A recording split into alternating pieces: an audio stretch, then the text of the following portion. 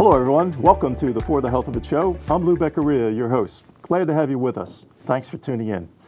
Our health topic today is related to children, youth, and mental health. It has to do with trauma and the resilience to recover from it and hopefully have a full, happy, and productive life post-trauma. The topic is ACEs, an acronym that stands for Adverse Childhood Experiences. There are many physical and psychological aspects of the ACEs condition, but today we're going to be concentrating on the psychological aspects that result when a child or youth experiences various types of mental health trauma that have been defined as ACEs related. Untreated, these trauma-related experiences can have lifelong devastating effects. Well, here to discuss this important topic with us is Dr. Sean Halloran, a local school psychologist and art therapist and an authority on ACEs, who is also associated with one of our local child service organizations as the executive director called Barnstone Art for Kids. Dr. Halloran, welcome to the show. Thanks for taking time out to be with us. Thanks for having me, Lou. It's an honor to be here. So, first let's start off with just explaining for our viewers what ACEs is and why it is so popular in today's world in the last 5-10 years. So, ACEs, specifically relates to the ACE study, adverse childhood experiences. The phrase kind of has, attached itself or was attached to this study that took place in the mid-90s. It was a really, really important study that took place between the CDC and Kaiser Permanente. Vince Folletti and Robert Anda from those two organizations came together and understood the results. What they understood from the results was that there is a relationship between children or human beings that have had adverse experiences in childhood and their health outcomes later in life. They realized that there was a correlated, graded relationship between these adverse childhood experiences, and that can run a range. The original study included about 10 different items. What are some of those items, just to give our viewers? Divorce, abuse, out of home kind of placement, incarceration of a parent. Pretty significant stuff that, of course, we understand that if a child is experiencing those things, it's pretty significant. What the study was critical in pointing out was that it doesn't just impact that child in that moment, that it's going to have a lifelong impact across the developmental spectrum, that a child may experience early difficulties in school, early substance abuse.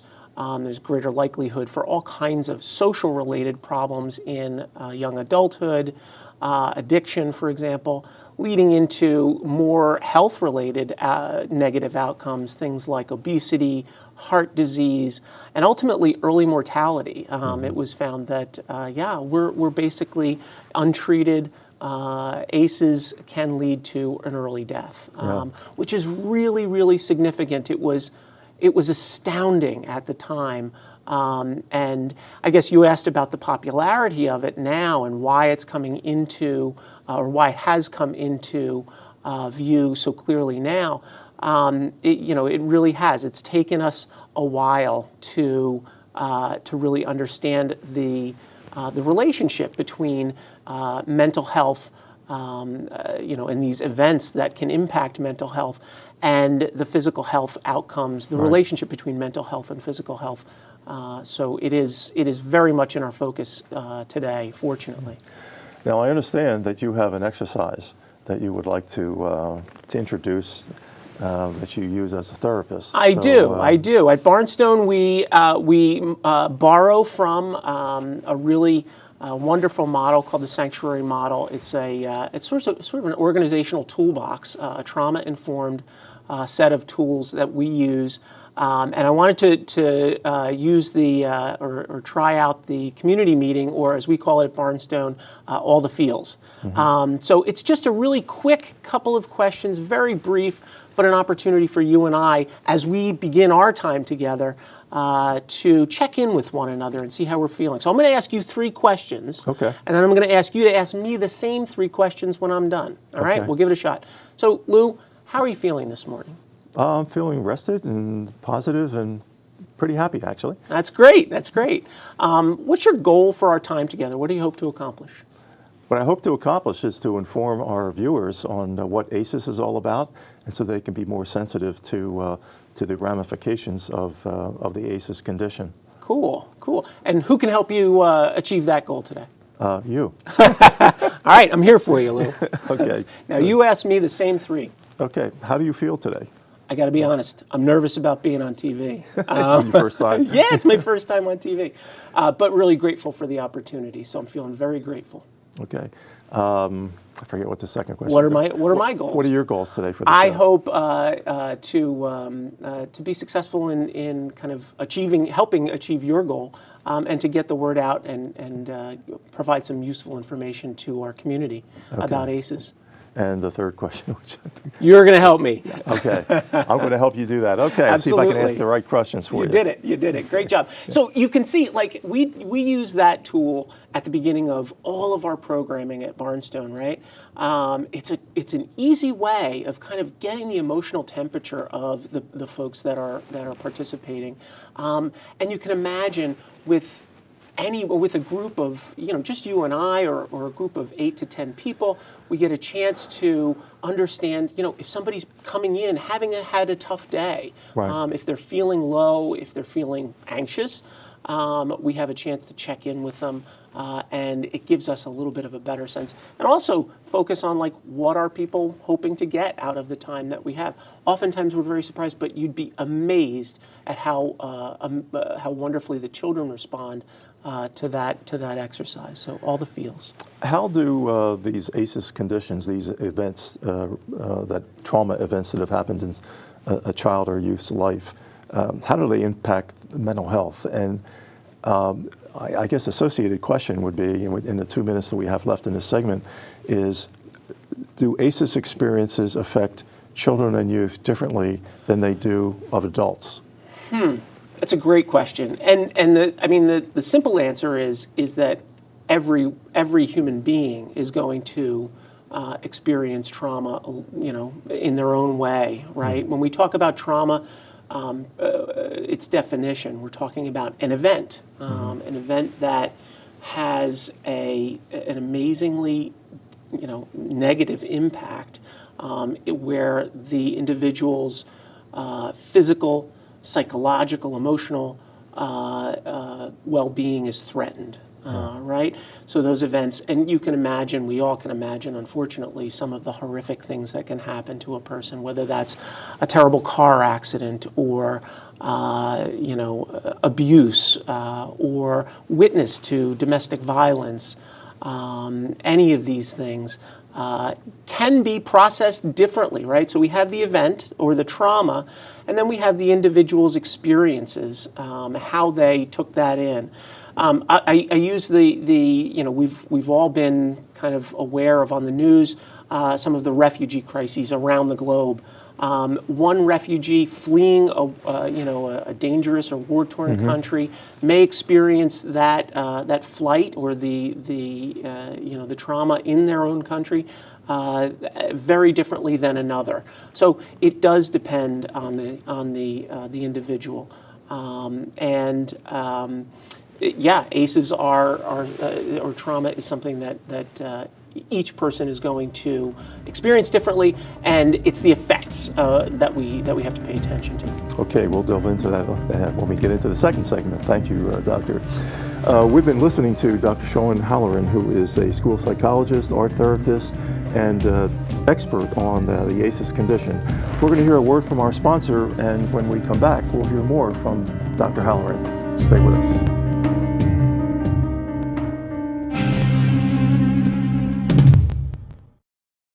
Hello, everyone, and welcome back to For the Health of It. For those of you who are just tuning in, we have the pleasure today of talking with Dr. Sean Halloran, who is a school psychologist, an art therapist, and an authority on the ACEs condition, which is the topic of our show today, Adverse Childhood Experiences. Dr. Halloran, I'd like to ask you this. We hear a lot today about PTSD. Mm-hmm. Okay, is there a similarity or a difference between PTSD and what we're talking about today, the ACEs condition? Mm-hmm.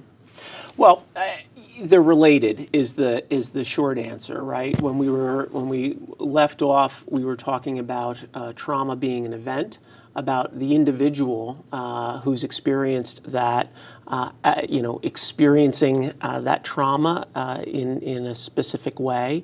PTSD would be an effect, right? It would be a sort of a negative outcome of having had, experienced an ACE or multiple ACEs. So they are related. ACEs are the traumas, the events themselves. PTSD is an effect of that trauma. And PTSD relates to a specific set of symptoms, very negative symptoms that impact that person's development, impact that person's functioning in work or school or life in general, social functioning. Right.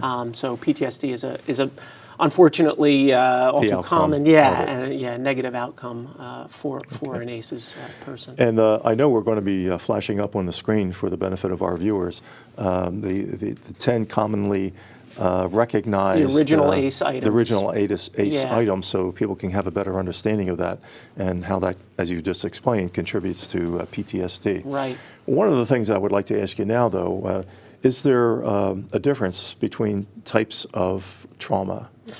Sure, and I think what we learned from ACEs, the original ACE study, is that multiple traumas, in childhood or in life, can create a more complicated mental health or physical health outcome than for example, a singular event. Mm-hmm. What we know now is that, and one of the important things is that ACEs are very, very common. The majority of people have at least one or two ACEs in their lifetime experiences. Mm-hmm. As unfortunate as that may be, just the hazard of being human. Yeah, it's part of it is exactly the hazard society. of exactly. What we also know is that multiple ACEs, right? And in particular, it's not a magic number, but it's a number that we look to where we understand that if a person has 4 or more ACEs in their childhood, then there's a statistical significance to that we know is going to really put them at risk for those negative health outcomes, those negative behavioral outcomes and social mm-hmm. outcomes. So when we talk about types of trauma, a singular event, right, can be experienced and treated, and God willing, the individual is able to handle that. Someone who experiences multiple traumas, we kind of start to reference that as complex trauma, where there's a lot of layers of trauma that have occurred to the individual, and that just becomes a much more complicated set of symptoms that could be needing, that will be needing treatment. In terms of types of trauma, we probably differentiate a little bit between a singular event versus somebody who has experienced, for example, years of sexual abuse and witnessed to domestic violence or that kind of a situation. Can bullying be considered one of the? It absolutely is. One of the 10. It's one of the newer items that is being looked at and being studied. Yes. And is it safe to say that with all the terroristic things that we see going on around the country, particularly in schools, that maybe there's a contributing factor there from untreated ACEs? Well, there's two things. Yes, it's entirely possible, and I don't know the profiles of these actors who are committing these horrific crimes, but to kind of bring in a new idea here, what we do experience for folks that have experienced ACEs and are seeing these things on the news, seeing these events, that can be a re-traumatization, right? I've been a witness to and experienced life-threatening violence myself. And I'm seeing this violence acted out over and over again on the television and so forth. That can heighten my own experience and re-traumatize me in some ways. So all of these things are related in very subtle ways. But for the individual who's experienced ACEs, this kind of environment where we are dealing with school shootings and bullying and all of these these assaults on our psychological well-being, they can be particularly vulnerable. Yeah. Dr. Halloran, what does it mean to be trauma-informed? That's what we're trying to do with this show, is to inform the general public. Yeah. What does it mean to be really trauma-informed? So trauma-informed really starts off with just realizing how pervasive trauma is. As I was mentioning before, ACEs are very common. It's not, we were in an auditorium and we were to ask some of those questions, and have people just keep their own tallies, we'd find that, the majority of folks in there have experienced some sort of one or two ACEs. So realizing, and then responding. What we want to do is be able to have all of that, information available to us, understand it, have it start to impact how we operate, right? Have it impacting our practices, our sensitivity to how we bring clients into our centers, into our organizations, and so forth. And then really have, when we're really truly trauma informed, it's influencing our policies, procedures, and our practices across the board, right? Everything from, and this is going to sound, but everything from our human resource to our training of new employees, to how we conduct our weekly staff meetings, right? You and I use the community meeting format a little bit. So it is across the board. We're thinking about how is trauma playing out, how are an individual's ACEs or their own traumatic experiences playing out, and how can we create a safe environment and an environment that allows for those multiple, those voices, allows for safety, huge thing. And then, of course, we're also trying to resist re-traumatization, and I mentioned that before as well. So there's a lot that goes into being a trauma-informed organization. Yeah. We are talking with Dr. Sean Halloran, who is a school psychologist and expert in ACEs, the adverse childhood experiences, as well as being an art therapist with Barnstone Art for Kids. What is considered best practice today in the treatment of trauma, Doctor? So a couple of things. There's, as we were mentioning earlier, there's an emerging awareness of and acceptance of this ACEs study and the impact that it's had. The wonderful news is that over the years, our healthcare systems have begun to talk to one another. There's a greater emphasis placed on integration of mental health and physical health. So integration of services, not just in our healthcare, but in our communities as well. And Phoenixville has some really wonderful examples of that. Our hub meeting here at the high school is a great example of that. But where communities are talking, together as a community to address trauma. And then, when we talk about specific kinds of treatments for individuals who have experienced trauma and are having negative outcomes, negative effects of that trauma experience, we're talking about the idea of creating some evidence-based practices or using evidence-based practices to treat those folks. Okay, we'll come back to that after a break. We're going to have to take a break to pay for the show. We've been talking with Dr. Sean Halloran, school psychologist, art therapist, and executive director of the Barnstone Art for Kids. We'll be right back after we have a word from our sponsors, and we'll see you on the other side. Stay with us.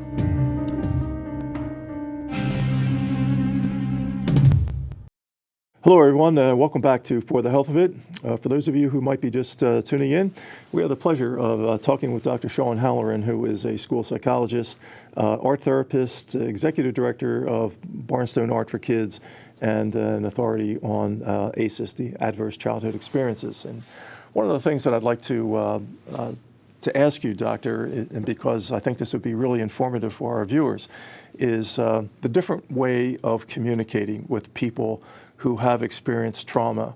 There's a famous documentary out called Paper Tiger, which is kind of aimed at the educational community about different ways of communicating with students who have experienced trauma. And one of the distinctions that the documentary makes is, instead of being accusatory when something goes wrong, saying, "Why'd you do that?" to say, "What's happened to you?" Yeah. Okay. Yeah. Could you go into that a little bit? Well, yeah, sure, and I'm grateful that you brought that up, Lou. I mean, if you think about our orientation to working with treating individuals that have experienced ACEs, we historically have asked that question. The old model was to treat the symptoms, to treat the what is wrong with you. And that, unfortunately, was really, really short-sighted, did not recognize the complexity of ACEs, did not recognize the impact that trauma has on that individual and how that is playing out in terms of symptoms, in terms of behavioral indicators, right? So the switch in orientation from what is wrong with you to what has happened to you is an important one. And just think for a moment about the level of inquisitiveness, the level of understanding, and the level of empathy that adult is going to have when they're really trying to find out what has happened. And that's not to say that we have to, grill a child over, and try and figure out what those ACEs are.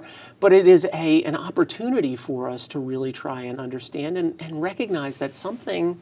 Something demonstrate may have, empathy. Yeah, to demonstrate empathy, and what a much better place to come from than that of, you've got to stop this, or there's something wrong here and this needs to end. Yeah. The empathetic response is going to be much more helpful for that child, and probably much more satisfying for the adult who's trying to help. Now, what are protective factors related to this whole idea of ACEs, adverse childhood experiences? Yeah, it's a great question. So it kind of does go back a little bit to what we were talking about before in terms of experiences, right? So protective factors can be all kinds of different things. They can be characterological things and temperament to resources that the individual has and can bring to bear as it relates to supporting them in trying to deal with a trauma. We know that kids with ACEs, do have a need for a connection to a compassionate, caring adult or significant relationship in their lives. And that just by itself, right? Knowing that I have someone in my world that cares about me, that's consistent, that shows up and shows concern for me, that in and of itself is a really healthy therapeutic thing. And that's a protective factor. That's a protective factor, absolutely, and that's kind of what some of what we're doing, and is what we're basing some of our work at Barnstone on. And I guess that this, what you're just saying, it applies to parents, to teachers, to coaches. It's all anybody who's interacting in any way with a child or a youth. Absolutely. To kind of demonstrate this empathy and this protective factors that you're talking about. Yeah. So how is your organization, Dr. Barnstone Art for Kids, how is it addressing the needs of children and youth who have experienced trauma? Well, the reality is that just what we just talked about, our model, our curriculum is really based on this idea that pairing a child, with a caring, compassionate mentor as they kind of go through our experiential art curriculum is a wonderful thing, right? I can come to a place, a safe place each week where I know the faces, I know that you as my mentor are going to be thoughtful and supportive and encouraging. That connection that we make is going to be healthy. The other piece of this that really I could never overstate is the therapeutic aspect of art making, of being a creative being. We are, as human beings, just drawn toward creativity, and the reality is that we offer the opportunity for kids to use art in a way that is therapeutic for them, just in the physical aspect of making things, but also it's metaphoric oftentimes, and we're going to be addressing some of those things like self-confidence,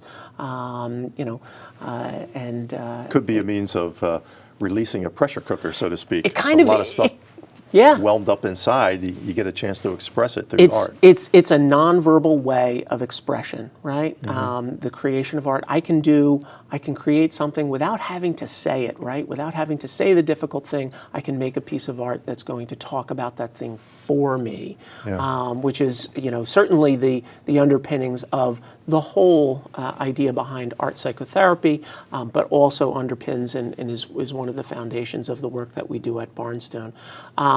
In addition, Barnstone is very, very interested in and active in incorporating trauma-informed thinking into our whole organization. And that, I was mentioning earlier, that includes training for our mentors, having them understand what trauma is all about, what ACEs are all about, and having them bring that sensitivity into our groups with kids. Sure. And then from there, having that impact everything from our board policies and procedures to how we create the physical space in our center at Barnstone. If any of our viewers were motivated, and hopefully some of them would be, to volunteer at Barnstone Art for Kids or to make a donation, how could they best do that? Well, of course, barnstoneartforkids.org is a great way to just get a taste of what we're doing. It's a great way of contacting the organization and learning a little bit more about mentoring, or certainly donating time or finances to Barnstone. We welcome everyone in the community. Certainly, if you can, if you have a compassionate heart and a love of kids, working with kids, then we can certainly find time. And donations, since you're a public charity, 501c3 Absolutely. public charity, Yep. That all donations are tax deductible, right? Oh yeah. Thanks, Lou. So how can an organization, we only have about a minute left, but how can an organization incorporate trauma-informed thinking into their practices? A really simple way, we all carry around our phones, is to look at the internet for some resources. But I would point specifically to some stuff that SAMHSA has put out, and of course they are federal partners as it relates to mental health policy and best practice. So SAMHSA has some wonderful information about what it means to be trauma-informed and what it means to be a trauma-informed organization. Great stuff out there. I would also suggest looking into the sanctuary model. Not that every bit of that information from either resource is going to fit every organization, but those are two really, really good resources that talk specifically about trauma-informed thinking and how it impacts not just the work I'm doing specifically with kids, but how it impacts my whole organization as a, Good point. Yeah.